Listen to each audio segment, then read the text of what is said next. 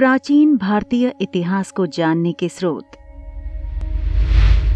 प्राचीन भारत के अध्ययन के लिए पुरातात्विक स्रोतों का विशेष महत्व है। पुरातात्विक स्रोत साहित्यिक स्रोतों से अधिक प्रामाणिक माने जाते हैं। पुरातात्विक स्रोत का संबंध प्राचीन अभिलेखों, मुद्राओं, स्मारकों, भवनों, मूर्तियों और चित्रकला से है। यह साधन काफी विश्वसनीय है। इन स्रोतों की सहायता से प्राचीन काल की विभिन्न मानवीय गतिविधियों की काफी सटीक जानकारी मिलती है। इन स्रोतों से किसी काल विशेष में मौजूद लोगों के रहन सहन, कला, जीवन शैली व अर्थव्यवस्था इत्यादि का ज्ञान होता है। इसके अतिरिक्त जहां पर साहित्यिक स्रोत मौन है, वहां पुरातात्विक स्रोत ही वस्तुस्थिति को स्पष्ट करते हैं। इनमें से अधिकतर स्रोतों का वैज्ञानिक सत्यापन किया जा सकता है। इस प्रकार के प्राचीन स्रोतों का अध्ययन करने वाले अन्वेषकों को पुरातत्वविद कहा जाता है।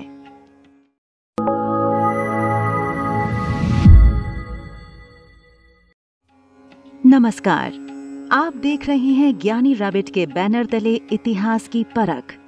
तो आइए हम चलते हैं अपने 3rd एपिसोड की ओर, जहां हम इतिहास की प्राचीनता को पुरातात्विक स्रोतों के माध्यम से समझने और उनके आयामों को जानने का प्रयास करेंगे। अभिलेख। भारतीय इतिहास के संबंध में अभिलेखों का स्थान अति महत्वपूर्ण व प्रामाणिक है। प्राचीन भारत के अधिकतर अभिलेख पत्थरों, स्तंभों, मिट्टी की वस्तुओं और धातु की पट्टिकाओं पर खुदे मिले हैं। लंबे समय तक अमिट्य बनाने के लिए इन्हें ठोस सतहों पर लिखा जाता है। इस प्रकार के अभिलेख मंदिर की दीवारों, स्तंभों, स्तूपों, मोहरों तथा ताम्र पत्रों इत्यादि पर प्राप्त होते हैं। अतः इसमें साहित्यिक साक्ष्य की भांति परिवर्तन करना असंभव था। परंतु सभी अभिलेखों पर उनकी तिथि अंकित नहीं है, लेकिन अक्षरों की बनावट के आधार पर उनका समय मोटे तौर पर निर्धारित हो जाता है, क्योंकि अभिलेख समकालीन होते हैं। अतः उस तथ्य के सत्य होने की संभावना अधिक होती है। अभिलेखों से तत्कालीन राजनीतिक एवं सामाजिक स्थिति की जानकारी प्राप्त होती है। इसके अतिरिक्त अभिलेख राज्य की सीमाओं और राजा के व्यक्तित्व के विषय में भी सटीक जानकारी प्रदान करते हैं। अभिलेखों का उपयोग शासकों द्वारा आमतौर पर अपने आदेशों का प्रसार करने के लिए किया जाता था। इन प्राचीन अभिलेखों के अध्ययन को पुरालेख शास्त्र कहा जाता है, जबकि इन अभिलेखों व अन्य पुराने दस्तावेजों की तिथि के अध्ययन को पुरालिपि शास्त्र कहा जाता है। वैसे देखा जाए तो भारत के इतिहास के संबंध में सबसे प्राचीन अभिलेख सिंधु घाटी सभ्यता से प्राप्त हुए हैं। यह अभिलेख औसतन 2500 ईसा पूर्व के प्रतीत होते हैं। लेकिन इस अभिलेख की लिपि को ना पढ़ पाने की वजह से इसका सार अभी तक ज्ञात नहीं हो सका है, क्योंकि सिंधु घाटी सभ्यता की लिपि में प्रतीक चिन्हों का उपयोग किया गया है और अभी तक इस लिपि को डिकोड नहीं किया जा सका है। प्राचीन भारत पर प्रकाश डालने वाले अभिलेख अधिकांशतः पाली, प्राकृत और संस्कृत भाषाओं में लिखे गए हैं, लेकिन कुछ अभिलेख क्षेत्रीय भाषाओं जैसे तमिल, मलयालम, कन्नड़ व तेलुगु भाषाओं में भी प्राप्त हुए हैं, जबकि अधिकांश अभिलेखों की लिपि ब्राह्मी है और कुछ खरोष्ठी लिपि में भी प्राप्त हुए हैं। सबसे प्राचीन अभिलेख मौर्य शासक अशोक के हैं। अशोक के अधिकतर अभिलेख ब्राह्मी लिपि में हैं। यह लिपि बाएं से दाएं लिखी जाती है। 14वीं सदी में मेरठ और हरियाणा के टोपरा नामक स्थान से फिरोज शाह तुगलक ने अशोक के 2 स्तंभ लेखों को दिल्ली मंगवाया और अपने राज्य के पंडितों से पढ़वाने का प्रयास किया, लेकिन कोई भी पंडित इसकी लिपि को पढ़ने में सक्षम नहीं थे। वस्तुतः 18वीं सदी में अंग्रेजों ने पढ़ने का प्रयास किया, लेकिन सफलता हाथ नहीं लगी। अंततः इन अभिलेखों की लिपि को सबसे पहले 1837 ईस्वी में जेम्स प्रिंसेप नामक विद्वान ने पढ़ा था। जबकि कुछ शिलालेख खरोष्टी लिपि में हैं, जो दाएं से बाएं लिखी जाती थी, तो कुछ शिलालेखों में यूनानी और अरामाइक लिपियों का प्रयोग हुआ है। अशोक के अभिलेखों से तत्कालीन धर्म और राजत्व के आदर्श पर पर्याप्त प्रकाश पड़ता है। अशोक के बाद के अभिलेखों को हम दो वर्गों, सरकारी अभिलेख और निजी अभिलेख में बांटकर देख सकते हैं। जहां सरकारी अभिलेख राजकवियों द्वारा लिखी हुई प्रशस्तियां और भूमि अनुदान पत्र हैं, तो वहीं निजी अभिलेख अधिकांशतः मंदिरों या मूर्तियों पर उत्कीर्ण हैं। प्राचीन भारत पर प्रकाश डालने वाले अभिलेखों में अशोक के अभिलेखों के अतिरिक्त समुद्रगुप्त का प्रयाग प्रशस्ति अभिलेख, कलिंग राज खारवेल का हाथी गुम्फा अभिलेख, गौतमी बलश्री का नासिक अभिलेख, रुद्रदामन का गिरनार अभिलेख, स्कंदगुप्त का भितरी स्तंभ लेख, चंद्रगुप्त द्वितीय का मेहरौली लौह स्तंभ लेख, चालुक्य नरेश पुलकेशिन द्वितीय का एहोल अभिलेख, प्रतिहार नरेश मिहिर भोज का ग्वालियर प्रशस्ति अभिलेख और बंगाल के शासक विजय सेन का देवपाड़ा अभिलेख आदि महत्वपूर्ण हैं। स्मारक और भग्नावशेष। प्राचीन भारतीय इतिहास के निर्माण में प्राचीन स्मारकों और भवनों का विशेष महत्व है। प्राचीन काल के स्मारकों तथा भग्नावशेषों का सावधानी पूर्वक निरीक्षण करके तत्कालीन इतिहास के विषय में पर्याप्त जानकारी प्राप्त की जा सकती है। इन भवनों के अधिकांश अवशेष संपूर्ण देश में बिखरे अनेकानेक टीलों के नीचे दबे हुए हैं। यद्यपि स्मारक और भग्नावशेष राजनीतिक स्थिति पर तो विशेष प्रकाश नहीं डालते, किंतु इनसे धार्मिक, सामाजिक, आर्थिक तथा सांस्कृतिक स्थिति की पर्याप्त जानकारी प्राप्त होती है। प्रत्येक काल के स्मारक और भग्नावशेष उस काल की कला, शैली तथा धर्म के प्रतीक होते हैं। प्राचीन स्मारकों तथा कलाकृतियों की प्राचीनता का अध्ययन करके कालक्रम का भी निर्धारण किया जा सकता है। प्राचीन काल के महलों और मंदिरों की शैली से वास्तुकला के विकास पर पर्याप्त प्रकाश पड़ता है। उदाहरण के लिए उत्तर भारत के मंदिरों की अपनी कुछ विशेषताएं हैं। इन्हीं विशेषताओं के कारण उत्तर भारत की शैली को नागर शैली के नाम से जानते हैं। इसी प्रकार दक्षिण भारत के मंदिरों की कला शैली द्रविड़ शैली कहलाती है।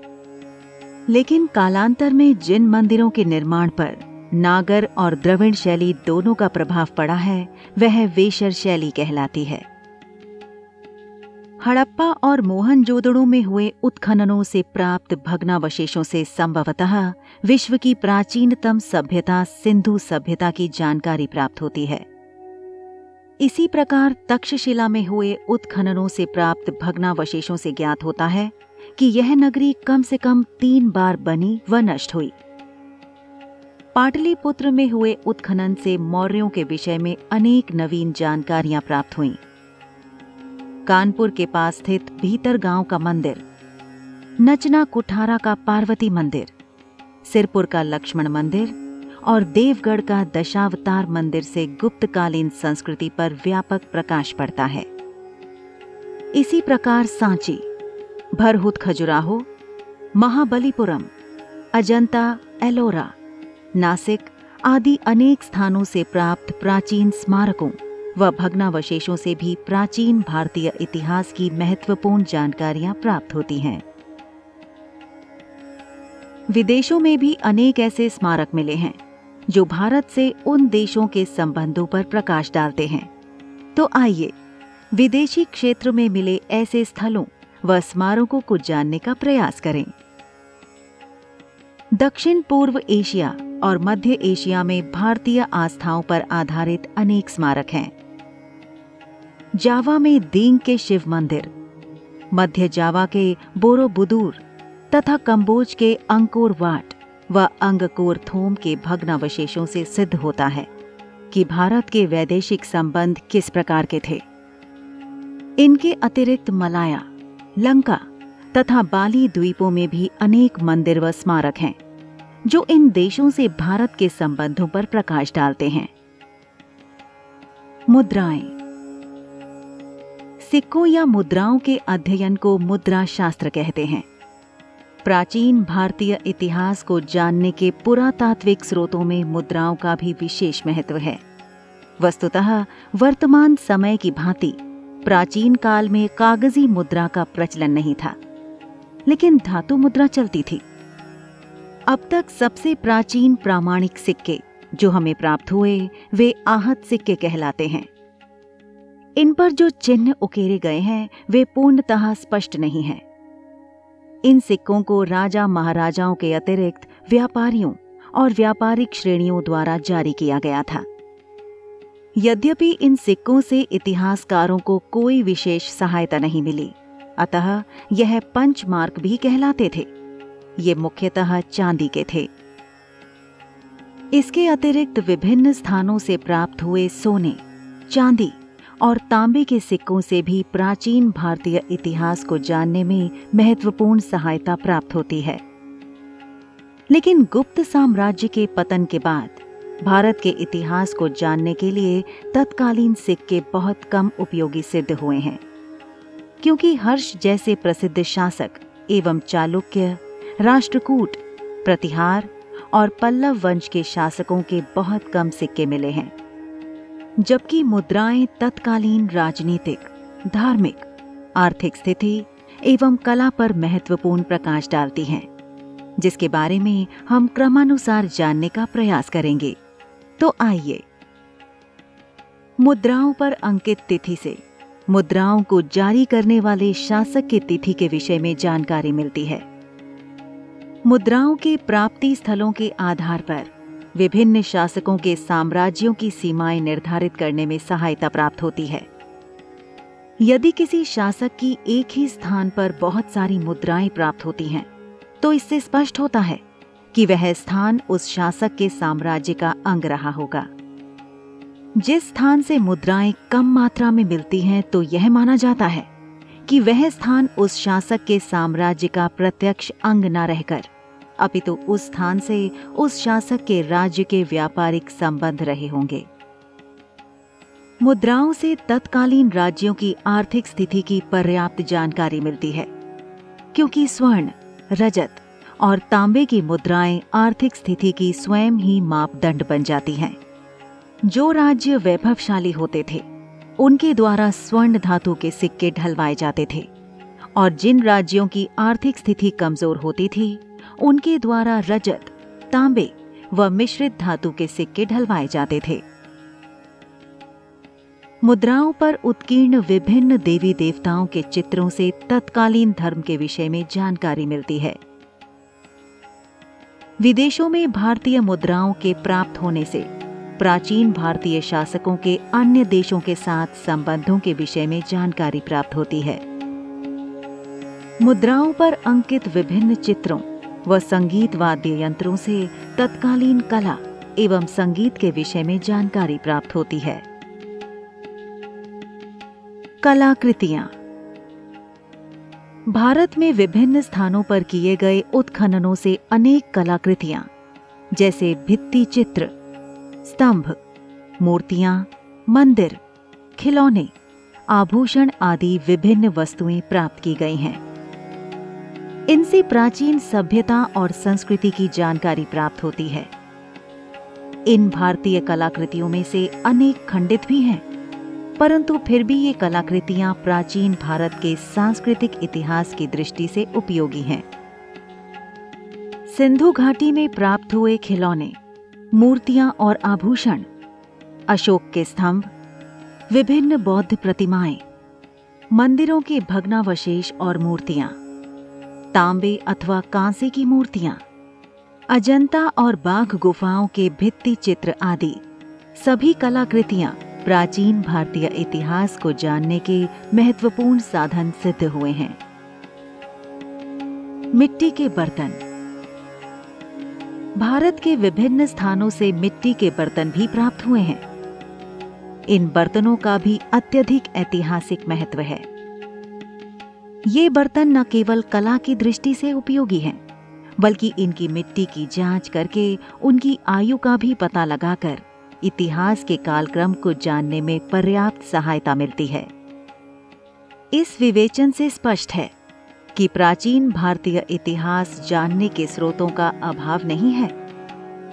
प्राचीन भारतीय इतिहास को जानने के लिए विभिन्न साहित्यिक एवं पुरातात्विक सामग्री प्रचुर मात्रा में उपलब्ध है। धन्यवाद। ये एपिसोड हमारे व्यूअर को कैसा लगा हमें कमेंट करके बताएं और साथ ही चैनल को सब्सक्राइब करते हुए बेल आइकन के बटन को प्रेस कीजिए, जिससे हमारे नेक्स्ट एपिसोड की नोटिफिकेशन सबसे पहले आप तक पहुंचे। और इस एपिसोड से जुड़े फैक्ट की जानकारी के लिए डिस्क्रिप्शन बॉक्स में जाएं, जहां हमने अपने प्रयास से सभी फैक्ट को क्रमबद्ध रूप में प्रस्तुत कर दिया है। नमस्कार।